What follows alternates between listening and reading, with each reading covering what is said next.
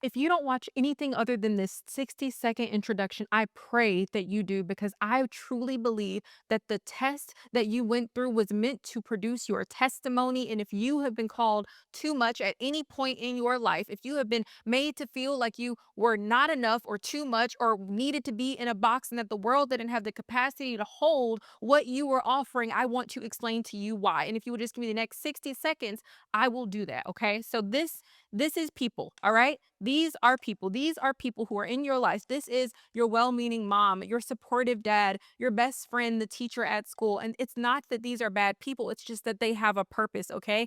A cup's purpose is to receive this amount of liquid, all right? Now, there's a problem. Here's where the problem comes in is that this is you. This is you. First of all, you see a difference here. You're not the same. And see what happens when people are calling you too much is this. This is you excited, big dreams, looking for so much more than is in front of you, wanting to do things that nobody else in your family, in your generation, in your bloodline has ever done before. And I'm guessing you can imagine what's going to happen. This is you. You're pouring out. And at first, they like it. This is comfortable. You're dreaming within bounds. You want to do things that maybe they've done or that seem normal to them. And so that works. And then you pour out more because people are enjoying it and they're liking it. And then this is good. It's still a lot. Okay, we're at their max. And then what happens? You keep going and you keep going and you keep going. And what is this now? It's too much. It's too much.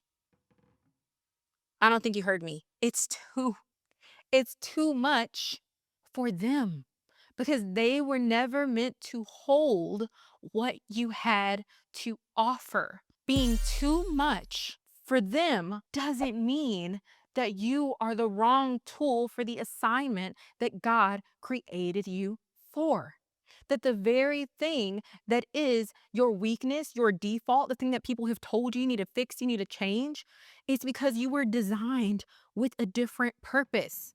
And maybe, just maybe, God didn't create the sun to light up a room, but to light up a world. And maybe He gave you not too much, but enough, not just for one person, but enough that you could fill up other people too, but enough so that you could spread around what God had given you and to put it inside a container that could actually carry the capacity for your calling without overflowing, without it being too much, without it being something that tells them to stop and to retreat because your light is too bright, because a sun was never meant to be put inside of a room or under a lamp. It was meant to go into the sky, and fire was never meant to be corralled, but to be allowed to burn wild and free, to warm and light worlds. And you have been trying to distill yourself down into something that is palatable for other people. But a prophet is recognized everywhere except in his own hometown. You see, what the people who were telling me that I was too much didn't know is that I wasn't built for them, I was built for impact. That I was simply on the wrong stage. Not that what I was saying wasn't important or that it didn't matter.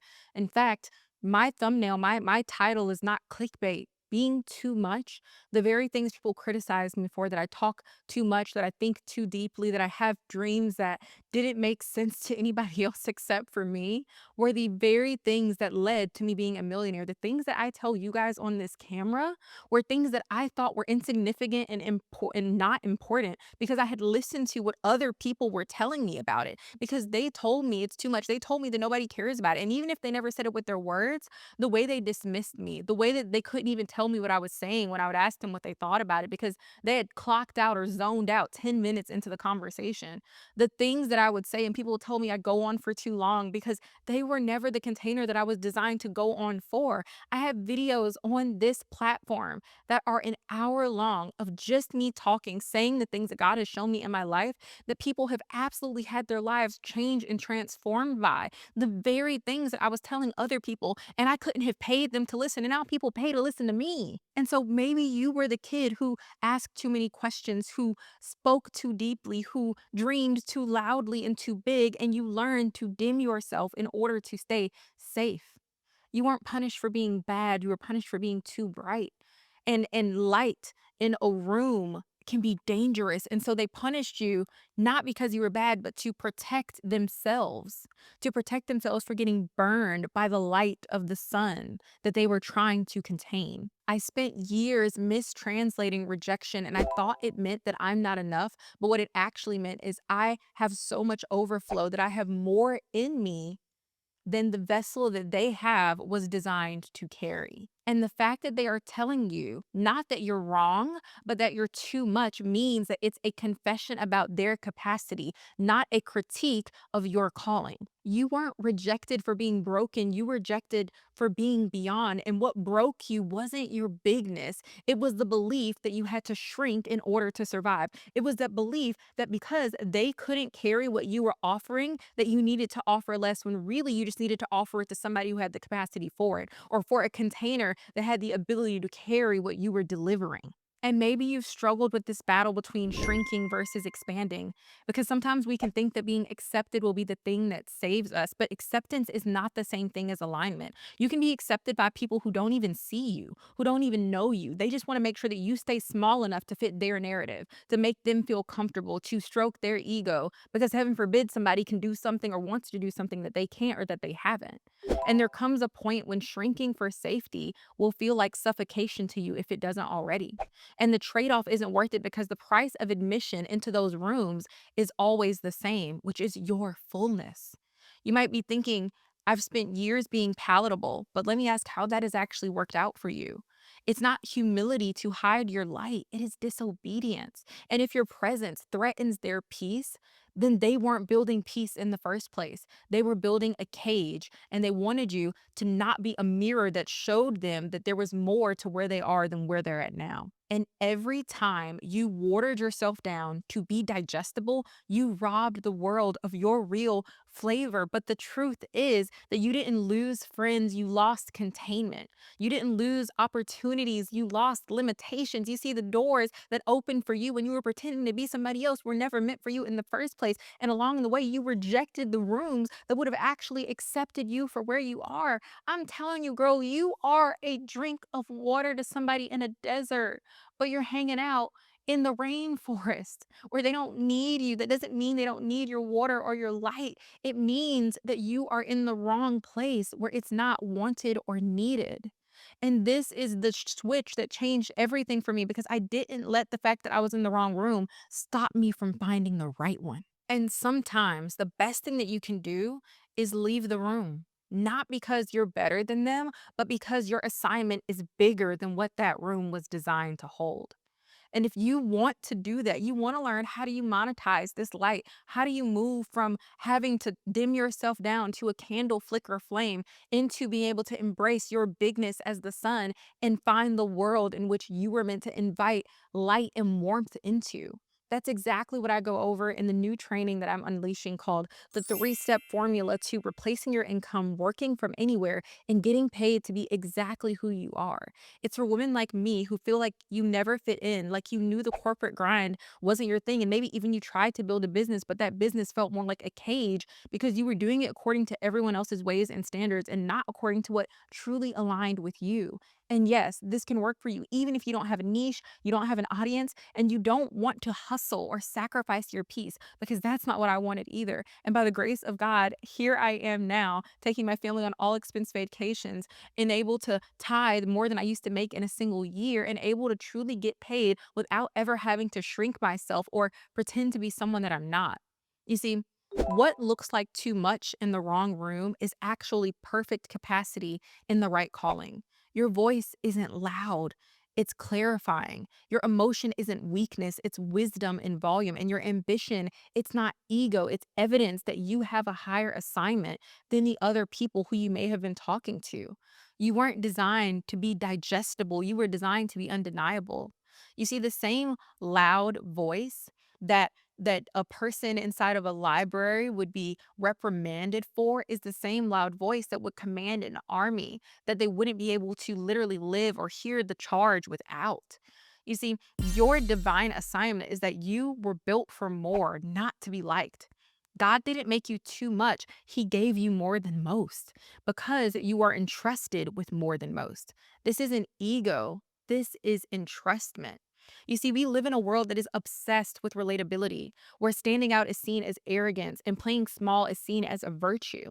But what if your extra wasn't excess? What if it was evidence that God chose to place more capacity in you because he trusted you to carry more weight? And this is clearly seen in the parable of the talents, where literally in Matthew 25, it says, God doesn't give equally, but intentionally. He gave one five, one two, and one talent, each according to their own ability. And the one who buried it, he wasn't called humble, he was called wicked and lazy. You see, you keep asking God for overflow, but you're still apologizing for the capacity that he has given you, for the fact that he made you a vessel that was meant to carry so much more. Being too much is what it feels like to carry 5 talents in a room full of people who only carry one. They weren't uncomfortable because you were excessive. They were uncomfortable because you were entrusted. And God didn't give mass production callings to paper thin people. If He made you heavy, it's because your mission is holy and you have a heavy mission to carry.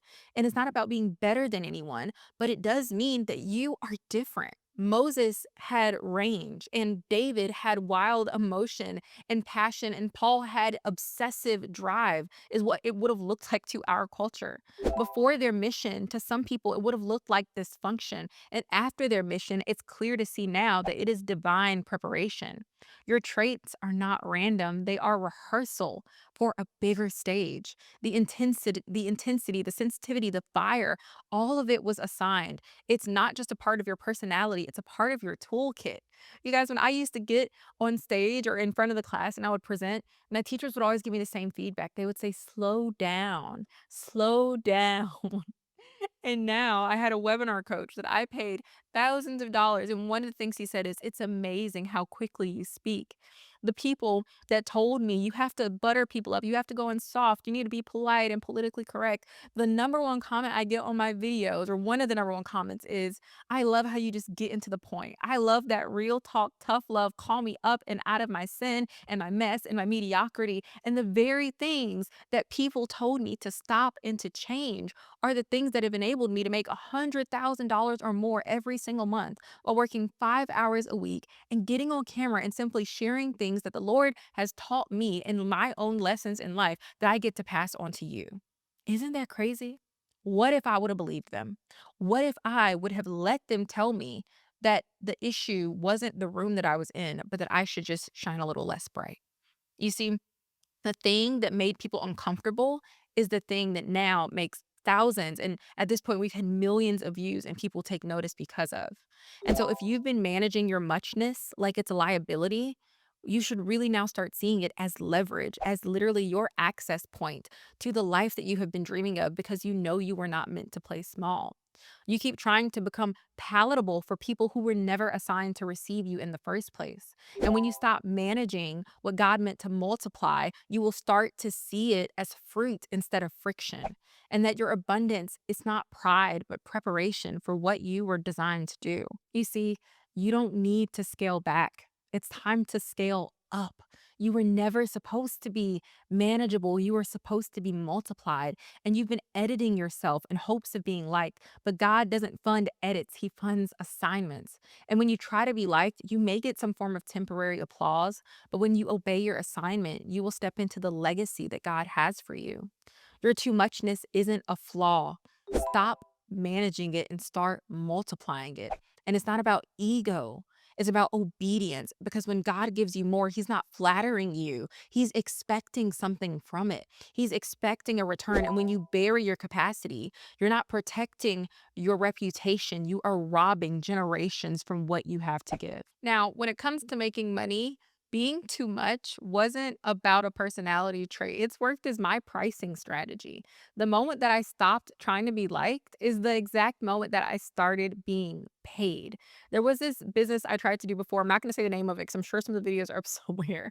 And I literally like stripped myself of all my personality. There were certain people that I was following online and they were very professional and very kind of put together. And I tried to kind of mimic that. And I took all of the personality, the life, the color, the flavor out of my videos and tried to be this buttoned up kind of CEO corporate type of professional and speak with a lot of authority. And like I was Katie Current on the news channel. And that's just not who I am. And once I finally peeled back and said, I'm just going to be myself and see what happens, that is exactly when I started getting paid. You see, in a saturated world, invisibility isn't caused by incompetence. There are a lot of people who know what they're talking about, yet they will never actually be discovered and certainly not make money from their knowledge. And it's because they're blending in. And nothing will make you blend in faster than trying to be palatable and please everyone. In today's economy, the death of your business or brand is not hate, it is indifference.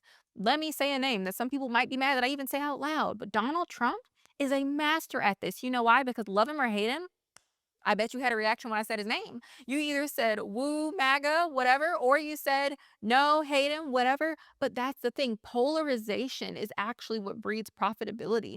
Is that people, when they hear your name, they should love you or hate you because the only people who people are indifferent towards are people who they either don't know or people who don't stand for anything. And you aren't here to please the people who are not your audience. We are surrounded by creators, by coaches, entrepreneurs, and influencers all saying safe things in safe ways, and then they wonder why nobody remembers them. Blandness isn't neutral, it's forgettable, and forgettable will not get you funded. You see, playing it safe is the most dangerous thing that you can do in a loud market. Vanilla doesn't go viral, and it doesn't go high ticket either. They said that I was polarizing because I said that building a business with biblical principles is the best way to do it because I said I don't want a bro business and to build $100 million impact or income, but I wanted to be able to literally just make enough money to be able to fund my freedom lifestyle, to be able to stay at an amazing resort and pool and go to Disney and travel the world with my family. That I wanted to be able to have freedom, not manage a staff or scale a company to the moon.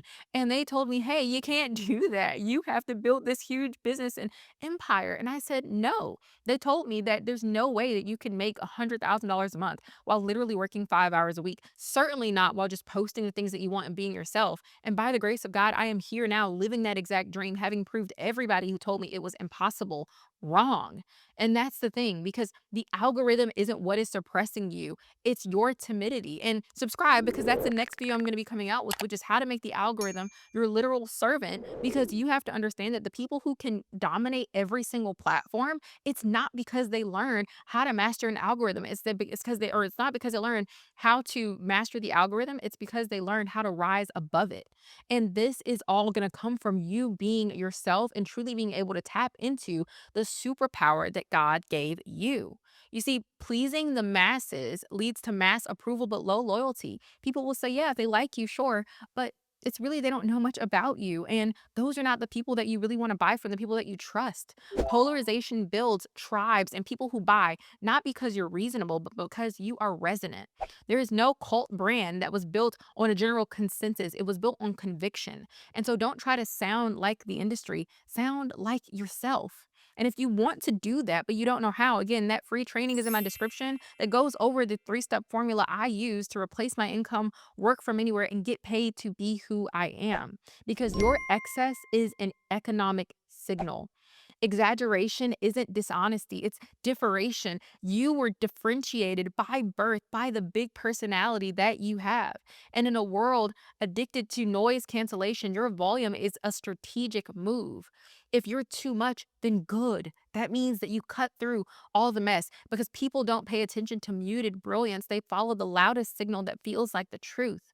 Being too emotional, too passionate, or too intense, these aren't flaws in the market. Baby girl, you got currency.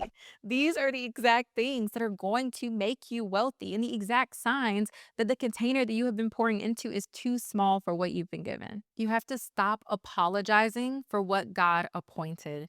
And you stayed broke or unhappy or stuck in this unfulfilling career, in this draining business, because you kept asking people to value what they didn't even recognize and what they didn't even need. You see, people, when they say that you're too much, they're not rejecting you, they're rejecting the mirror that you hold up to them when you walk into the room. You see, Mark 6:4 says, a prophet is not without honor except in his own hometown. Even Jesus, the Son of God, wasn't received where they thought they already knew him. And what happened? he could do no miracles there, not because he lacked power, but because they lacked honor. Power requires honor, and without it, the gift is limited, not because it isn't potent, but because it's not permitted. Just like the friends I had who I would give this same wisdom and advice to, who never listened and never took it. Although I've been able to help many people build successful businesses that are 6 and 7 figures, but not the people who are closest to me because they weren't the target audience. And this applies to you too. So while you may think that you're stuck, what's really happening is that your miracle capacity is being muzzled by dishonor. And trying to be liked is only going to keep you broke and out of alignment with what you were actually called to do. You're not wrong. You're not excessive. You're just trying to multiply in a space that can't carry your calling. But there is one thing I want to be honest about. Before being too much made me a millionaire, it made me miserable.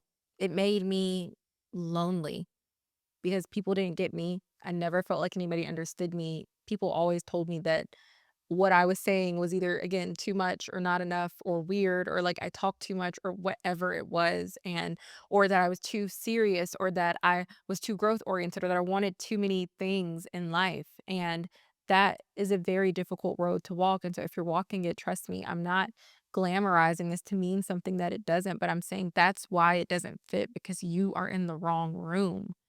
And this process and this existence of being too much, it is beautiful and it is holy because God never wastes a wound. And He never called me too much. He called me entrusted. And so, to the woman who feels like you are still being punished for your brightness, you're not broken, you are becoming. And to the woman who is still trying to survive the fire inside of her, it is not going to burn you, it is going to build this lit up world through you and your ability to warm others with your light. So I didn't fit because I wasn't supposed to.